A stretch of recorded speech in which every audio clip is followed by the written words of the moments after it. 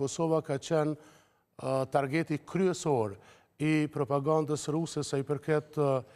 Ballkanit Perëndimor, nuk ka asnjë diskutim. Kjo është konfirmu madje edhe me përpjekjet për me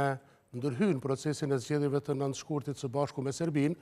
në kuptimin edhe të propagandës së egër të dy mediave ruse që operojnë në Beograd. Dhe kjo tashmë është e qartë për shkak se operacionet në kuadër të luftës hibride Rusia i ka zhvilluar kryesisht kundrejt Ukrainës dhe zonës saj fqinjësore, por pa diskutim, ajo që mund të vrejet lehtë në kuptim të taktikave të përdorura është imitimi të njëjtit model nga Serbia kundrejt Kosovës, duke përfshi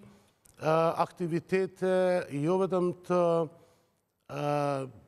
luftës së informacionit, propagandës, narrativave mashtruese e dezinformimit,